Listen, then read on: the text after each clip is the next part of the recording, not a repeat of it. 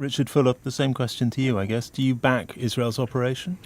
Well, I'd say any disagreement the government and the elite opposition have would be talked about sort of privately and not publicly on the airways. I think the thing I would add to what Stephen has just said is that Iran cannot have a nuclear weapon capability.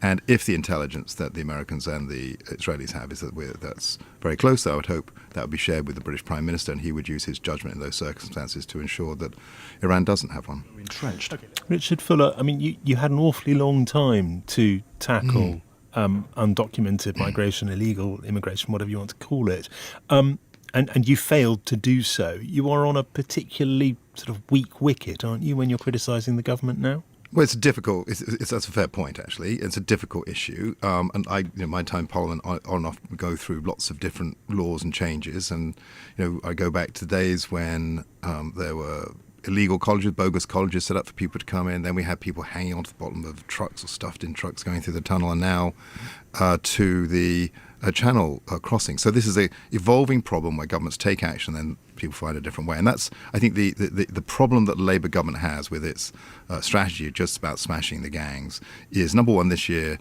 the crossings are up. So they haven't yet made progress. It looks like they're going backwards. Number two, people will find a different way. You move one way of getting into this country, these entrepreneurs, these money makers are trying to bring people in this country, they'll find a different way. And number three, the Rwanda offshore processing was not a gimmick. It was a really the one tool that we came across in the end, which said you have to get rid of any prospect that someone can come to this country and find work illegal on black economy by saying, if you come to this country, you're going to be taken overseas, you're going to be processed there, and then you get the right to remain there. You never get the right to stay in the UK.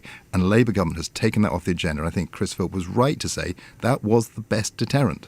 And is it fair to say then that in an ideal world you would see that reinstated should you return to power? I think we will have to see what we'll have to see what the government comes up with, because I think if this carries on, this strategy that Labour has on smashing the gangs continues to fail to yield results, Labour's going to find the British public's patience going down and down and down, and they will be forced to find a solution. I'm saying, you started with your question about saying after so many years, it wasn't a failure. In the end of that process, the one thing that we are lit on, that we think was the right answer, was offshore processing. I think this Labour government eventually will reach the same conclusion. OK, we are going to have to leave it there. Thank you very much to both of you. Steve Reed, Richard Fuller, thanks for joining us here on The World at One this afternoon.